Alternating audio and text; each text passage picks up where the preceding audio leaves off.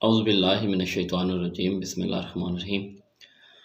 अज़ीज़ तलबा, जैसा कि आप जानते हैं कि कोविड-19 की वजह से ये एक जो दूसरी लहर कोविड-19 की आ गई है, उसकी वजह से तलीमी इदारों की एक दफ़ा फिर बंदिश हुई है और हमारा जो ऑन कैंपस स्टडीज़ का सिलसिला था वो ताअत्तुल का शिकार है।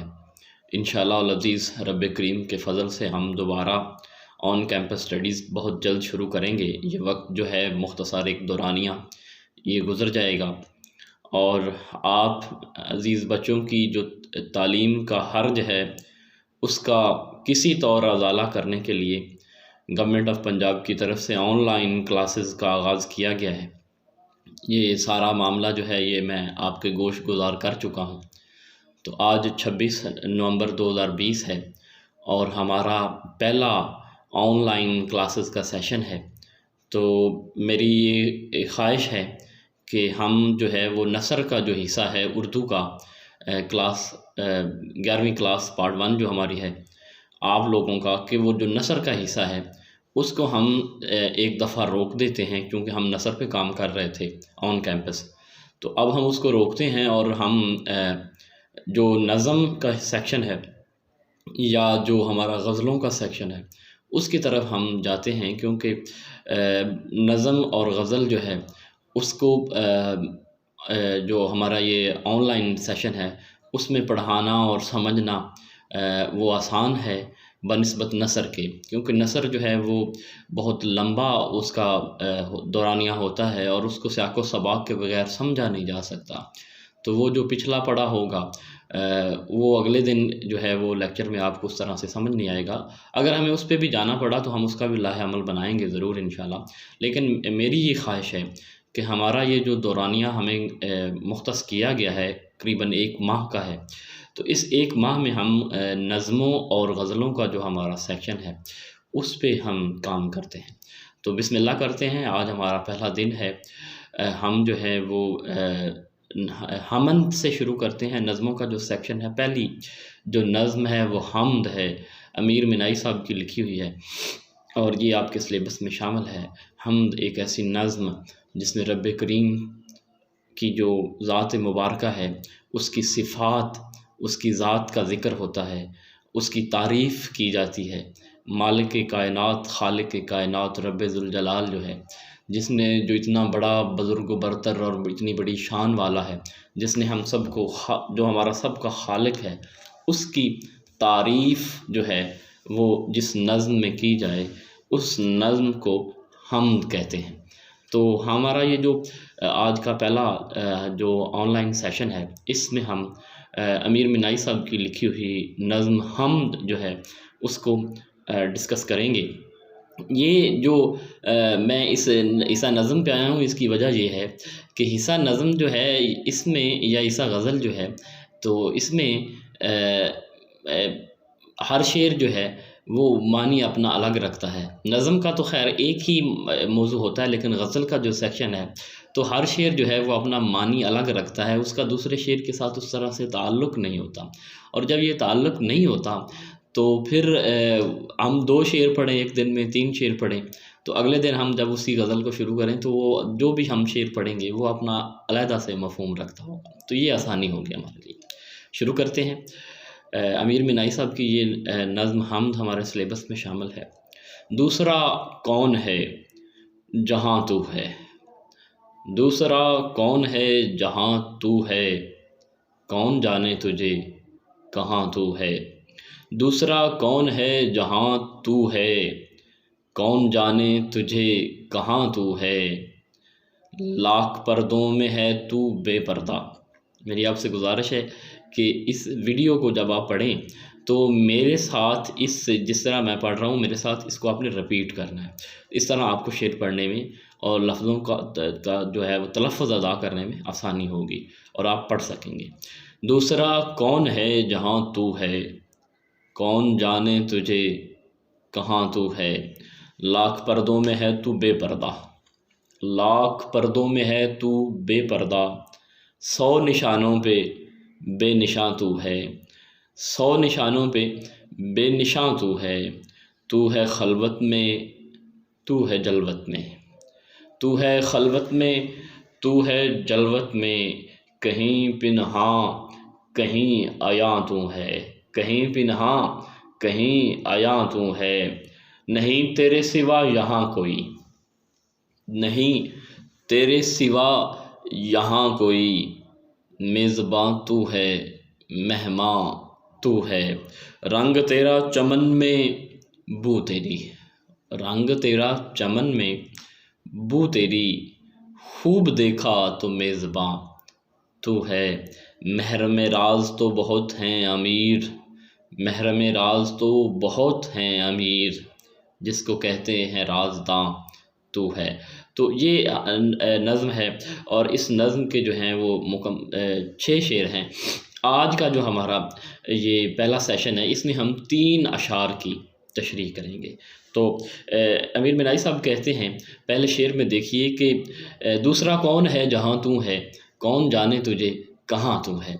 तो रब्बे करीम सल्लल्लाहु अलैहि वसल्लम की ज़ात मुबारका का जो मकाम है, जो मर्तबा है, जो खालिक और मालिक पूरी कायनात का है, उसका जहाँ जहाँ पे उसका रुतबा है, जहाँ पे उसका मर्तबा है, वहाँ पे कोई दूसरा कैसे पहुँच सकता है, कोई दूसरे का तसव्वुर भी नहीं किया जा सकता।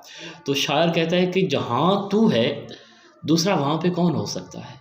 जहाँ रब की ज़ात है, जहाँ रब की अपनी हिकमत कारागरी है, जहाँ रब की अपना उसका निज़ाम है, सिस्टम है, तो वहाँ पे दूसरा कौन हो सकता है। जितनी बुलंदी और अरूज और जो है आपकी ज़ात को, अल्लाह सोने की ज़ात को जो मकाम है, वो मकाम दूसरा कोई सोच भी नहीं सकता, उसका तसव्वुर भी नहीं कर सकता। लेकिन दूसरा मिसरा देखिए, दूसरे मिसरे में कहा है कि कौन जाने तुझे कहाँ तू है। एक तो ये है कि दूसरा कौन है जहाँ तू है, और दूसरे मिसरे में देखिए कि कौन जाने तुझे कहाँ तू है। तो जहाँ रब की ज़ात है वहाँ दूसरा तो कोई हो नहीं सकता, ये तो तसव्वुर ही ख़त्म हो गया। लेकिन फिर दूसरे शेर में इंसान की जो अक्ल है उसका जो है जो एक सादापन है, या इंसान की अकल का जो एक मामला है कि वो जहाँ तक उसकी रसाई है, जहाँ तक वो देख सकती है, तो खुदा की ज़ात तो उससे बहुत आगे है। तो फिर इंसान अपनी उस लाइल्मी का भी इज़हार करता है कि खुदा कहाँ है, कि कौन जाने, कोई ये भी नहीं जानता कि कहाँ तू है। कभी तू शाहरग के करीब है, कभी कहीं है छुपा है, कभी ज़ाहिर है, कभी तेरी निशानियाँ मिलती हैं, कभी तेरे मुतल्लिक़ हमें दलीलें मिलती हैं इस कायनात में, लेकिन नहीं मालूम कि कहाँ तू है। लेकिन जहाँ तू है वहाँ पे दूसरा कोई ना पहुँच सका है, ना पहुँच सकता है, और ना ही अगर हम ऐसा तसव्वुर करें तो ये हमारी खामख्याली है, कामअक्ली है। अगर कायनात में लोग ये तसव्वुर करते हैं कि खुदा एक से ज़्यादा हैं, या वो दुई पर यकीन रखते हैं कि खुदा एक से ज़्यादा दो हैं, देवता हैं, समंदरों के देवता हैं, हवाओं के हैं, सूरजों के हैं, तो ये खामख्याली है। निज़ाम जिस तरह से ये कायनात का सिस्टमेटिकली तरीके से चल रहा है, तो ये दलील है इस बात पर, ये बुरहान है, ये एक दलील है कि रब की ज़ात वाहदहू ला शरीक है, और वो जिस मकाम और मर्तबे पर है उस मर्तबे पर कोई दूसरा इंसान कायनात में नहीं है। तो लेकिन वो है कहाँ, ये कोई नहीं जानता। कभी वो आपके दिल में है, कभी वो आपकी शारग से करीब है, कभी अर्श पर, कभी फ़र्श पर। तो ये रब की ज़ात किस मकाम पर है, किस मर्तबे पर है, ये तयन करना, किस जगह पर है, ये तयन करना इंसान की अकल की बात नहीं है।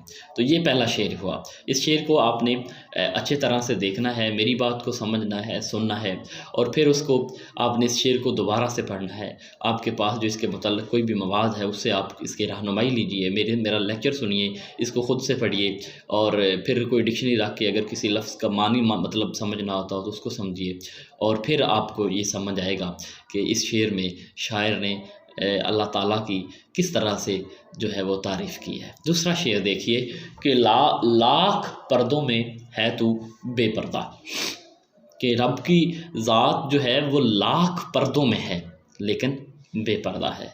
100 निशानों पे बेनिशान तुम है, तेरी 100 निशानियाँ भी मिलती हैं लेकिन फिर भी तू बेनिशान है। लाख पर्दों में तू है लेकिन तेरी दलील जो हमें इस कायनात में मिलती है, तेरे जो निशान मिलते हैं, तेरी ये जो दलीलें हमें मिलती हैं, अक़ल वालों के लिए कायनात में जो तूने निशानियाँ रखी हैं, उन निशानियों से हमें तेरा निशान मिलता है। उन पर्दों को ढूंढने से हमें तू बेपर्दा नज़र आता है। जब हम उन पर्दों को खंगालते हैं, जब हम कायनात के मज़ाहिर को देखते हैं, ये जो एक निज़ाम है, दिन और रात का आना जाना, वक्त पर सारी चीज़ों का होना, मुतय्यन करदा जो औकात हैं, उसमें हम समझ सकते हैं कि रब इसको निज़ाम को चलाने वाली कोई ज़ात मुबारका है। तो हमें निशान मिलते हैं, हमें दलीलें मिलती हैं। जब एक किसान जो है वो ज़मीन में एक मन 1 एकड़ में गंदम का बीज देता है, लेकिन जब वो गंदम तैयार होती है तो वो 40-50 मन हो जाती है। एक-एक खोशे, एक-एक बाली में से, एक-एक दाने से कितने-कितने खोशे, कितनी-कितनी बालियाँ निकलती हैं और उनमें से कितने-कितने दाने निकलते हैं। तो ये निशान हैं। और बिन पानी दिए फूलों का उगाना, दरख्तों का झूम जो है वो नई कलियाँ, नई कोंपलें निकलना, नए पत्ते निकलना, सब्ज़ा आना, बहार आना, ख़िज़ा आना, सर्दी आना, गर्मी आना, दिन होना, रात होना, ये दलीलें हैं रब की ज़ात पर।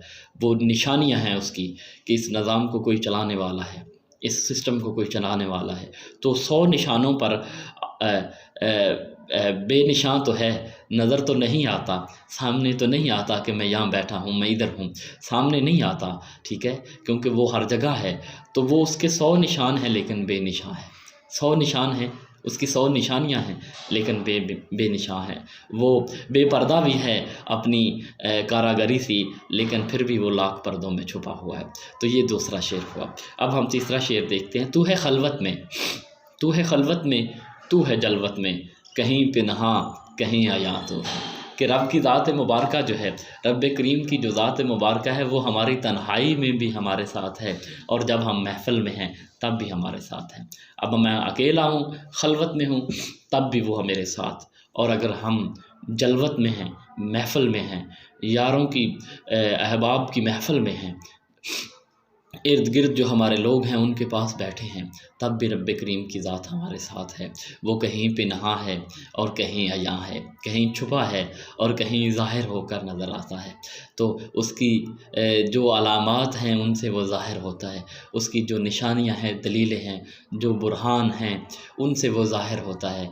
कुरान करीम में कहा जा क्या है ना कि इस कायनात में अक़ल वालों के लिए निशानियां हैं। तो ये जो निशानियां हैं, उन निशानियों से रब करीम की ज़ात जो है वो तन्हाई और महफ़िल में दोनों सूरतों में हमें नज़र आती है, कहीं छुपी और कहीं अयां नज़र आती है। तो अज़ीज़ तलबा, आज का ये जो हमारा लेक्चर है, ये मैंने 3 शेर पढ़ाए नज़्म हम्द के। तो ये मैंने 3 शेर आपको आज आपके गोश्त-गुज़ार कर दिए हैं। तो अगले जो 3 शेर हैं वो इंशाअल्लाह अल अज़ीज़ जो कल का लेक्चर होगा तो वो उसमें मैं इंशाअल्लाह आपके सामने रखूँगा। और इसी तरह हम ये कोशिश करेंगे कि 2 लेक्चर में हम एक नज़्म को ख़त्म करें और आपको उसका पढ़ने का ढंग भी आए, उसकी समझ भी आए, मुश्किल अल्फाज के मानी भी समझ में आए। तो इंशाअल्लाह अल अज़ीज़ कल बशर्ते ज़िंदगी अगला लेक्चर लेकर आपकी खिदमत में दोबारा होऊंगा। तब तक के लिए इजाज़त दीजिए। अल्लाह हाफ़िज़।